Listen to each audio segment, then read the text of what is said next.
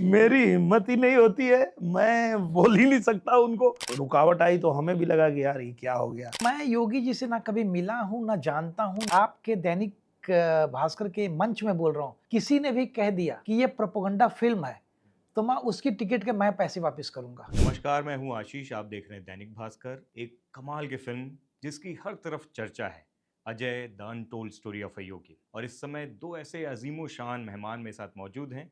एक हैं ज़मीन से जुड़े हुए जुबली स्टार के नाम से जिनको हम जानते हैं, हमारे दिनेश लाल यादव भैया। और दूसरी तरफ हैं, फिल्म में एक्टिंग भी कर रहे हैं और प्रोड्यूसर भी हैं, अजय मेंगी जी। दोनों से हम बात करते हैं फिल्म को लेकर। कैसे हैं आप दोनों? बहुत नमस्कार। बढ़िया। Ajay the untold story of Yogi बहुत अड़चनों के बाद, बहुत रुकावटों के बाद रिलीज होने जा रही है। इस समय आप दोनों की प्रतिक्रिया क्या है? बहुत ही अच्छा लग रहा है, क्योंकि जब हम किसी सब्जेक्ट पे बहुत मेहनत करते हैं और उससे उम्मीद होती है, तो जब कोई रुकावट आती है तो घबराहट हो जाती है कि यार इतना मेहनत किया, इतना उम्मीद लगा के रखे थे। और पहली ही हिंदी फ़िल्म, मतलब हम लोग भोजपुरी फ़िल्म के एक्टर हैं, और सर ने पहली बार मौका दिया कि एक इतनी बढ़िया फ़िल्म बन रही है, और उसमें लगा कि एक अच्छा अवसर है। पर रुकावट आई तो हमें भी लगा कि यार ये क्या हो गया। पर अब सब कुछ ठीक है, तो बहुत अच्छा लग रहा है, मज़ा आ रहा है। और सबसे आग्रह भी करेंगे कि आप लोग भी देखिए, क्योंकि ये अजेय जो फ़िल्म है, ये फ़िल्म बिल्कुल इसी तरह की कहानी है, जैसे हम जैसे लोगों की कहानी है, कि एक साधारण परिवार में जन्म लेने के बाद किन-किन अ, संघर्षों के साथ कोई भी व्यक्ति कहीं पहुँचता है। तो अजय भी एक ऐसी ही कहानी है, जिसमें एक बहुत साधारण परिवार में जन्मा एक बच्चा, जो समाज में जो सिस्टम है, उसको देख कर के कुछ चीज़ें जब उसको समझ में नहीं आती है कि ये क्या चल रहा है, इसको ठीक कैसे किया जाए। और वो जर्नी उनकी एक साधारण परिवार से लेकर के और सीएम बनने तक की, वो जर्नी है। तो वो हर किसी के लिए एक प्रेरणादायक फ़िल्म होगी।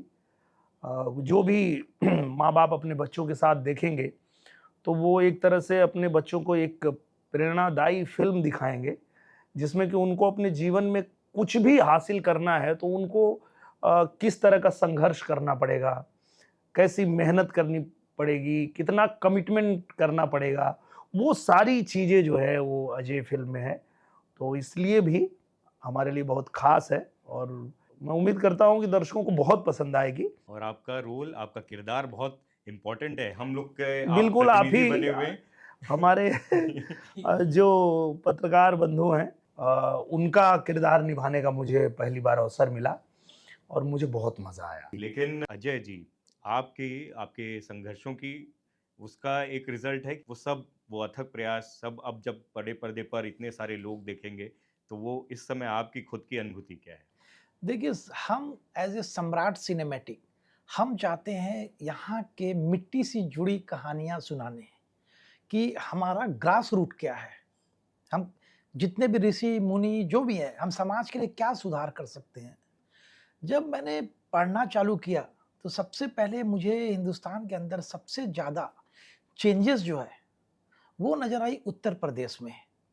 आज से 6-7 साल पहले, 8 साल पहले उत्तर प्रदेश इकोनॉमिकली 8वें पोज़ीशन में था, आज नंबर 1 में है। वहाँ का जो बाकी चीज़ें हैं, जैसे आप किसी का बाहर घूमना, इन फीमेल्स का, औरतों का, लड़कियों का, दैट वाज़ वेरी डेंजरस, बहुत क्राइम्स होते थे। तो जब मैंने पढ़ना चालू किया तो पता चला कि वहाँ पे एक चीफ मिनिस्टर आए हैं, जिन्होंने निस्वार्थ काम किया है, ना दिन देखा, ना रात देखा, किस तरह से उन्होंने काम किया। फिर मैं और डीप में गया, तो तब उनकी कहानी मुझे समझ में आई कि एक साधारण बच्चा जब किसी घर में जन्म लेता है, जैसे आप भी उत्तर प्रदेश के हैं, आप जब आए होंगे तो आपको तो बहुत अच्छी तरह से पता होगा कि आज से 10, 15, 20 साल पहले उत्तर प्रदेश की क्या हालात थी और आज क्या जी। है। तो फिर जब पढ़ना चालू किया तो मैंने देखा एक बच्चा जब जन्म लेता है, थोड़ा-सा जब उसे समझ में आता है, तो वो देखता है अपने इर्द-गिर्द का माहौल।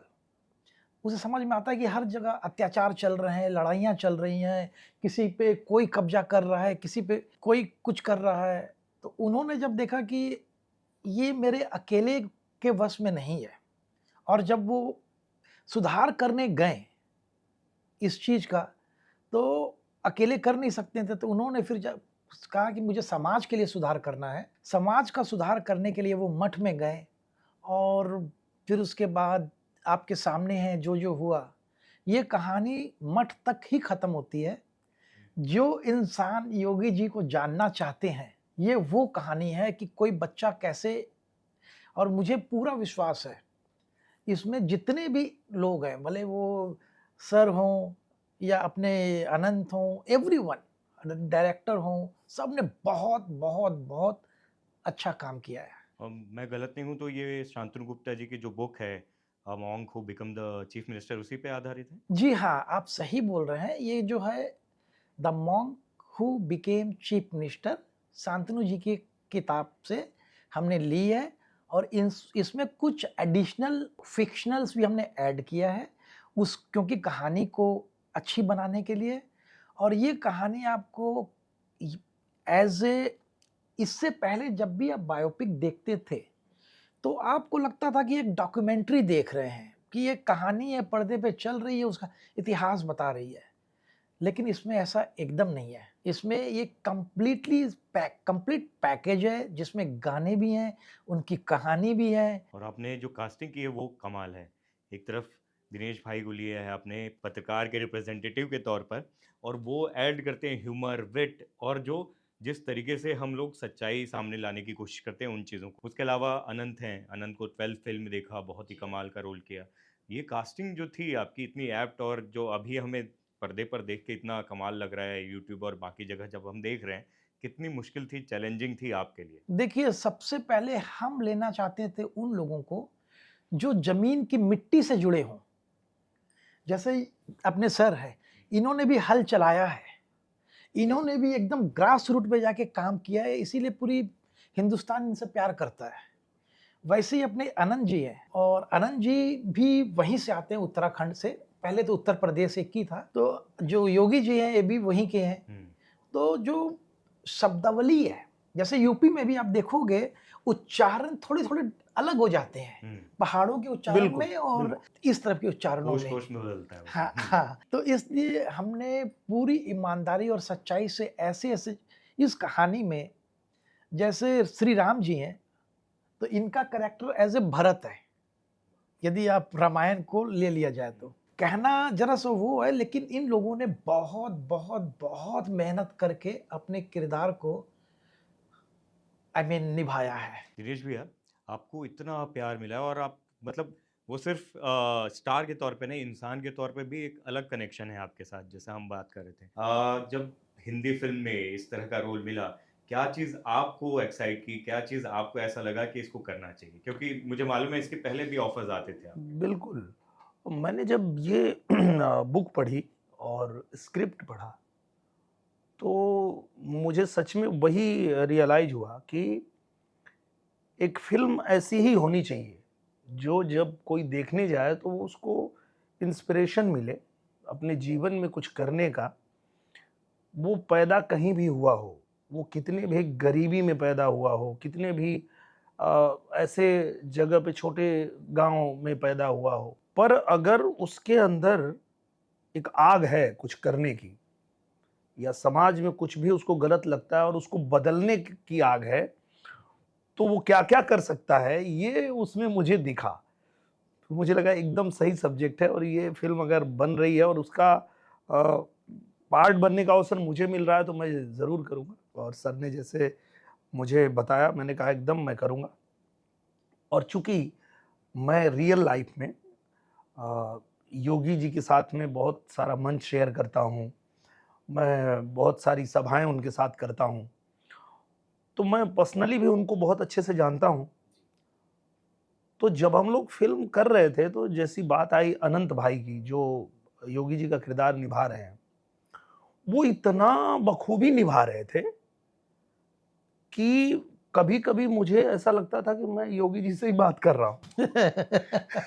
तो मैं ना पूरा कभी-कभी ऐसे लग जाता था सीन के अंदर ही कि मतलब अनंत भाई नहीं बोल रहे, योगी जी बोल रहे हैं। इतना उन्होंने बखूबी निभाया उस किरदार को और ब्रिलियंट एक्टर हैं अनंत भाई।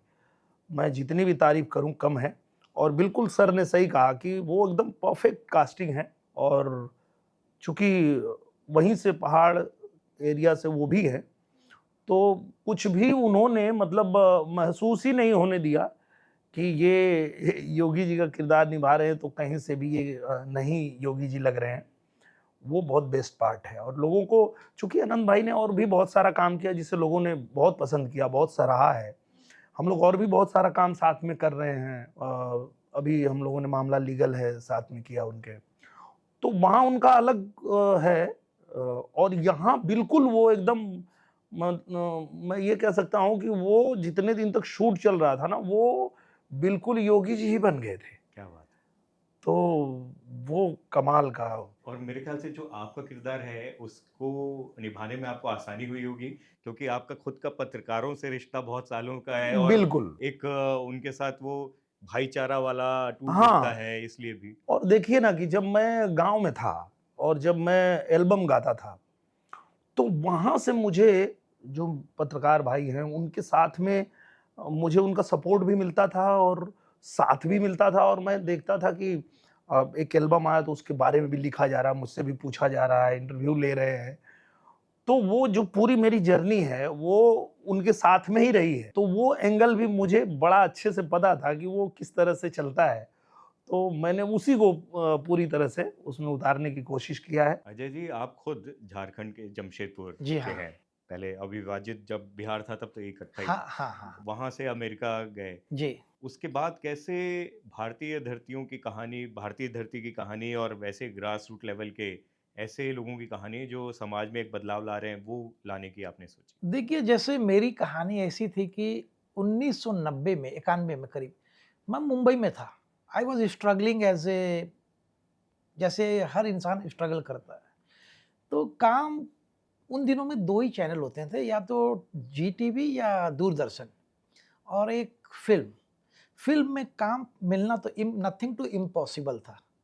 जिनकी यहाँ पे जान-पहचान है, उनको मिल हमारे जैसों को यदि कोई छोटी टाउन से आ जाए, तो बहुत मुश्किल तो होती हाँ, थी, उस टाइम तो बहुत नहीं मिलता था।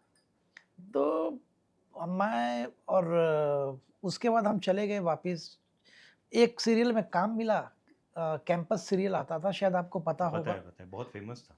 हाँ, तो लेकिन मिलते थे ₹500। उसमें ₹500 में रहना मुंबई में इज़ पॉसिबल नहीं है। तो इंजीनियरिंग हमने की थी, तो हम चले गए, जॉइन कर ली टिस्को। फिर 98 के दरमियान Y2K ईयर आया।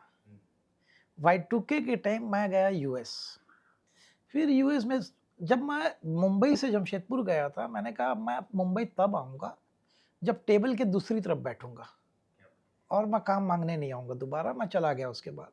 दैट डे वाज़ जो भी है, बहुत रोया जमशेदपुर जाते समय। फिर यूएस गया, यूएस में काम किए, स्टार्ट किया आईटी से, then real estate, then hospitalities, then कुछ और बिज़नेस।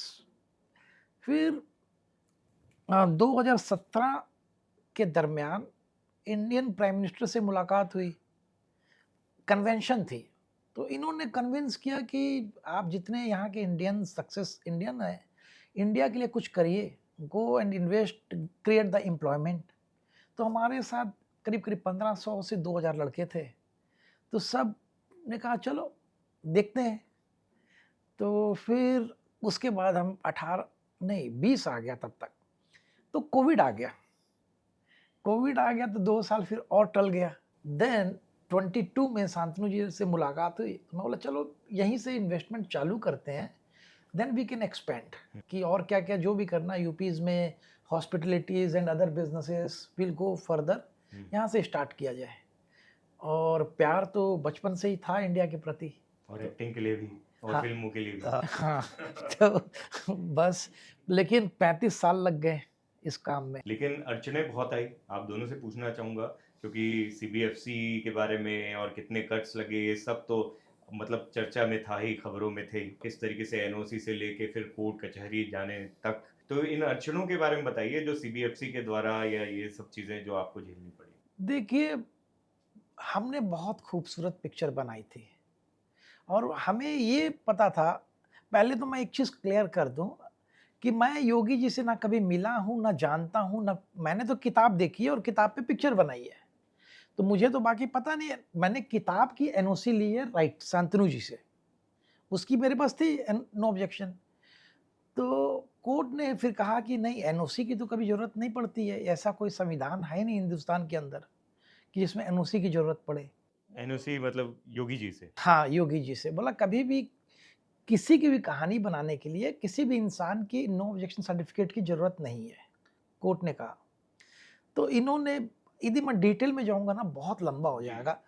तो finally I would say examination committee ने 29 कट दिए, रिवीज़न कमिटीज़ ने 21 कट दिए। फिर कोर्ट ने कहा यार ये सब छोड़ो, हम खुद पिक्चर देखते हैं, जज ने कहा। वाह। और ये हिंदुस्तान के इतिहास में पहली बार हुआ, ये ऐसा कभी नहीं हुआ है। तो जज ने कहा कि मंडे को हियरिंग है, हम सैटरडे को पिक्चर्स देखेंगे। हमें डर था कि पिक्चर हमने रिलीज़ नहीं की है, उनको दे देंगे यूएसबी में, तो लेकिन उन्होंने पिक्चर देखी। फिर मंडे की हियरिंग हुई, जज ने 2 जज थे, 2 जजों की बेंच थी। उन्होंने वकील सीबीएफसी के वकील से पूछा कि क्या आपने पिक्चर देखी? सीबीएफसी के वकील ने कहा कि जी नहीं, मैंने नहीं देखी। तो उसने कहा यदि आप पिक्चर देखते हैं ना तो आप यहाँ बहस करने हमसे नहीं आते। नहीं आते। तो अब मैं आप लोगों से पूछूंगा, आप बहुत बड़े न्यूज़ चैनल के एंकर्स हैं, प्लीज़ आपको जो सच लगे, झूठ मत लिखिएगा, जो सच लगे पिक्चर देखने के बाद, यदि लगेगा कि इसमें कट मिलने चाहिए थे तो लिखिएगा मिलने चाहिए थे, और यदि नहीं मिलने चाहिए थे तो ये भी लिखिएगा कि नहीं मिलने चाहिए थे। तो सीबीएफसी तब जान पाएगी कि पूरे हिंदुस्तान में सबों का क्या मत है इसके बारे में। दैनिक भास्कर की पत्रकारिता सच बेधड़क वाली है, तो हम जो लिखेंगे वो पूरे सच और बेधड़क होकर लिखेंगे। बिल्कुल। दिनेश भैया, क्योंकि आपका वास्ता एक राजनेता के तौर पर भी आपका पड़ता रहता है बहुत सारे नेताओं के साथ भी, और खासकर आप यूपी से ही हैं, रिप्रेजेंट करते हैं। कभी योगी जी से मुलाकात हुई, कभी फिल्म के बारे में उनसे बात हुई कि आपके ऊपर फिल्म बन रही है, उसके बारे में बात हो पाई? नहीं, पहले तो बात कुछ हो नहीं पाई थी क्योंकि हम लोग जब शूटिंग कर रहे थे तो मुझे पता था कि जब ये लोग फिल्म बना रहे हैं तो ज़रूर इनके पास होगा, परमिशन वगैरह लेके ही बना रहे होंगे, तो हम उस विषय पे पड़े नहीं। फिल्म बन गई, सब हो गया। रिलीज के टाइम पे जब पता चला कि ये तो रुक गई रिलीज, तो मैं पूछा कि क्या हो गया, तो बोले कि एनओसी नहीं है हम लोगों के पास। तो हम बोले आए, मतलब तो बोले वो लोग कह रहे हैं कि आप सीएम ऑफिस से एनओसी दो। तो हम बोले आप लोग मतलब पूछे नहीं थे? बोले पूछेंगे, हम तो मिले ही नहीं है। तो मुझे लगा भाई तुम लोग मुझे भी कहाँ फंसा दिए भाई। कहीं हमसे पूछ लिया महाराज जी की फिल्म बन रही थी, हाँ एक्टिंग कर रहे थे, तुम हमको नहीं बताए। तो मैं सोचा अरे यार ये तो गड़बड़ मामला। हम बोले अरे भैया तब छोड़ो, रहने दो। मैं तो फिर एकदम शांत हो गया। मैं बोला नहीं, मुझे इसमें नहीं पढ़ना है, क्योंकि भाई आप लोग कैसे बनाए, टेक्निकल क्या चाहिए क्या नहीं चाहिए वो तो आपको पता होगा, आपके डायरेक्टर को पता होगा, आपके राइटर को पता होगा, आपकी लीगल टीम को पता होगा। वो तो मैं तो एक एक्टर हूँ, मुझे एक किरदार मिला, मैं आके निभा दिया, पर ये सब चीज़ें तो मुझे नहीं पता। मैं भी हाथ जोड़ लिया। फिर अभी जब जैसा कि इन्होंने कहा, जब कोर्ट ने फिल्म को देखा और उन्होंने कहा जो बात मैं आपसे कह रहा था कि एक इंस्पायरिंग मूवी है, हो सकता है कि हमारे सेंसर बोर्ड के लोगों को या जिन लोगों ने ऑब्जेक्शन लिया उनको बिना देखे ऐसा सोच लिया, उन्होंने सोच बना ली कि भाई ऐसा ही कुछ विषय होगा, धार्मिक वो फैल जाएगा, ये हो जाएगा, वो हो जाएगा। अरे भैया पहले फिल्म तो देखो, कुछ नहीं फैलेगा, क्योंकि हम उस विषय पे फिल्म ही नहीं बनाए हैं। फिल्म तो ये है कि एक कोई भी व्यक्ति साधारण परिवार में जन्म लेने के बाद वहां से और सीएम बनने तक का सफर ही है। सीएम बन के उन्होंने क्या किया नहीं किया, हम वो गुणगान बखान करने तो बैठे ही नहीं, हम कर ही नहीं रहे मूवी में। हम तो सिर्फ ये दिखा रहे हैं, और वो फिल्म का पूरा जो भाव है वो यही है कि भाई अगर आपको सिस्टम में कुछ गलत लगता है और आप उसको बदलना चाहते हैं तो फिर आपके अंदर कौन सा तेवर होना चाहिए। जो मैं एक सीन के बारे में बताना चाहूँगा, जब मैं वो पढ़ा था ना तो मेरे रोंगटे खड़े हो गए थे। और वो कमाल ये था कि जब योगी जी कॉलेज में हैं और कॉलेज में कुछ ऐसा जो उदंड बच्चे हैं उन लोगों ने कुछ जो महिलाओं के शौचालय में कुछ अपशब्द कुछ लिख के ऐसा रख दिया है, उसकी शिकायत किया इन्होंने कॉलेज में कि ये सब गलत है, इसको देखो आप लोग, इस पे रोक लगाओ, इसको ठीक कराओ।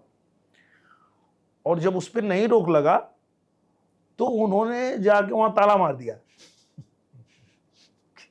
तो ताला मार दिया तो जो विद्यालय के जो वो थे प्रबंधक लोग, उन लोगों ने कहा आपने उसमें ताला मार दिया। बोले ताला इसलिए मारा कि मेरे पास 250 रुपए थे, पैसे और होते तो बुलडोजर चला देता।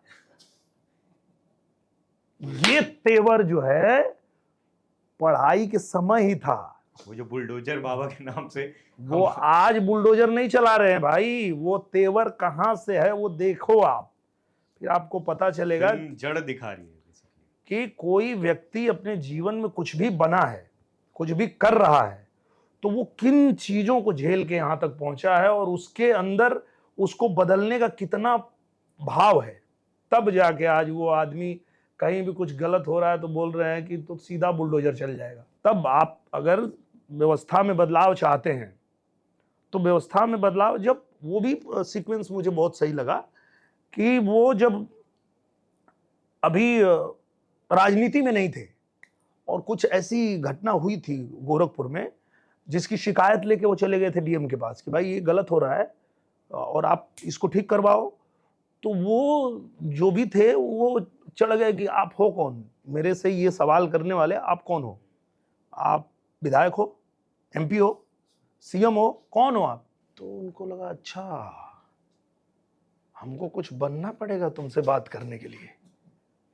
फिर बाबा जो है अपने गुरु जी से कहे कि हम तो अब राजनीति में आएंगे।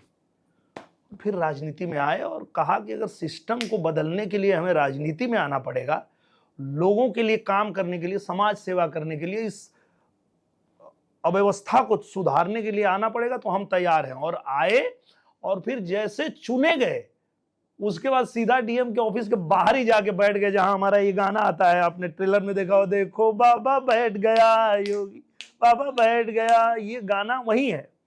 बोले जब तक ये सब करोगे नहीं यहां से उठेंगे नहीं। और ये चीजें उस समय खूब छपी थी।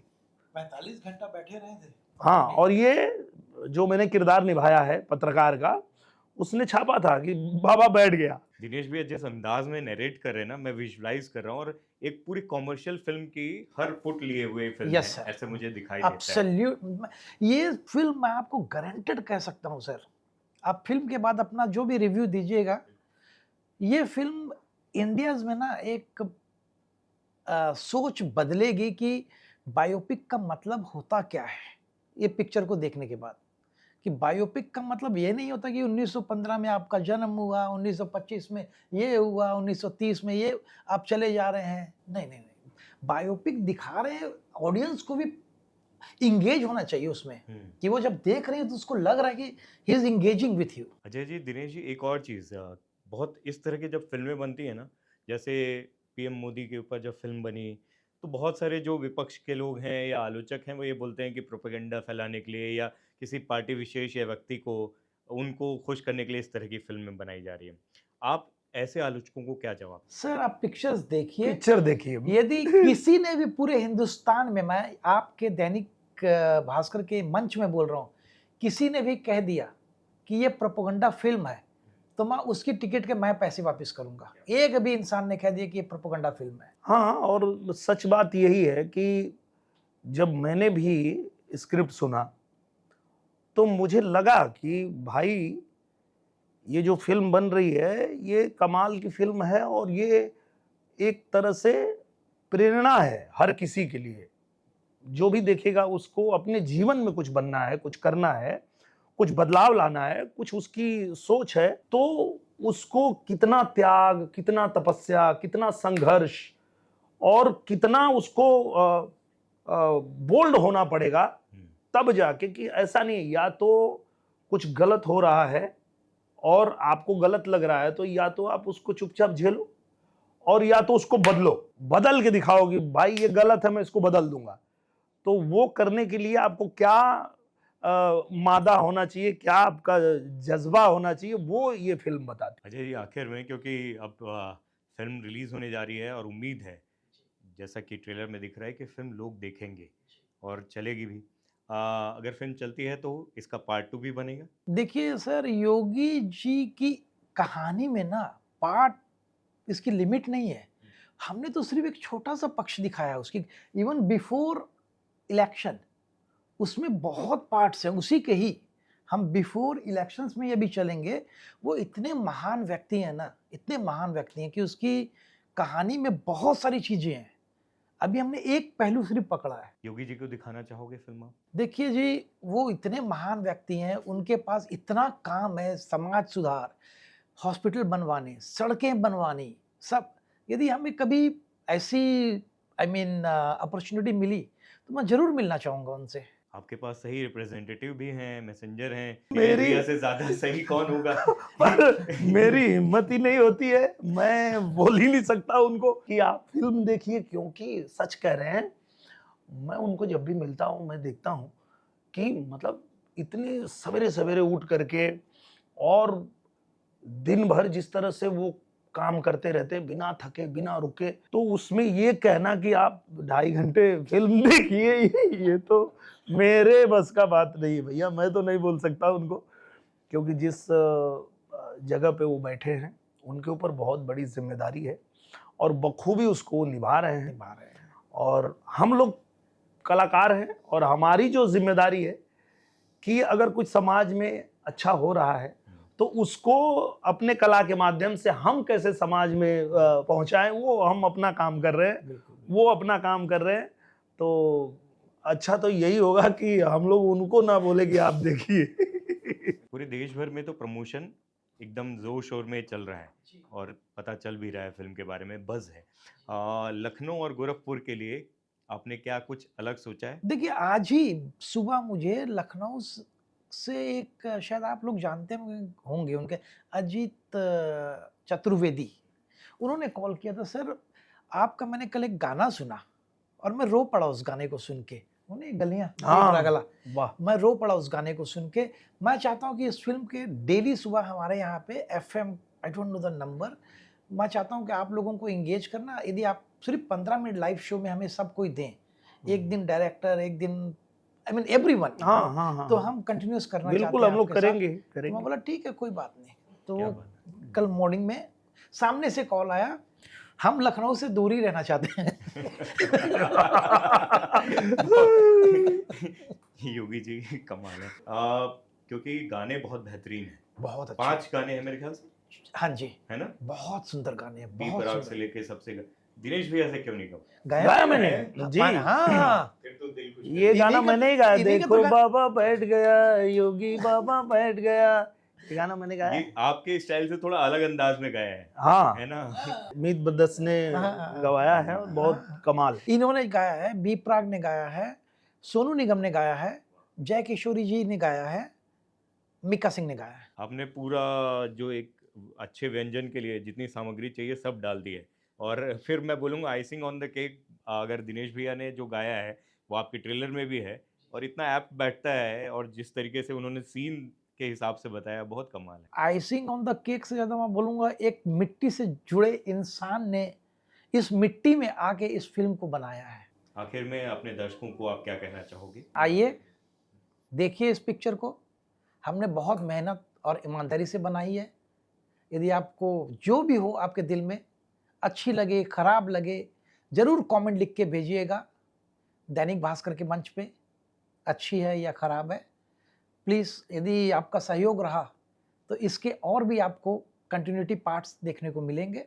मैं ये कहना चाहूँगा कि मैं एक वर्ड बहुत सुनता हूँ राजनीति में, चूँकि मैं भी राजनीति में हूँ, तो मैं हर जगह ये शब्द सुनता हूँ कि मुझे भी कुछ ज़िम्मेदारी मिलनी चाहिए, मुझे भी कुछ ज़िम्मेदारी दिया जाना चाहिए।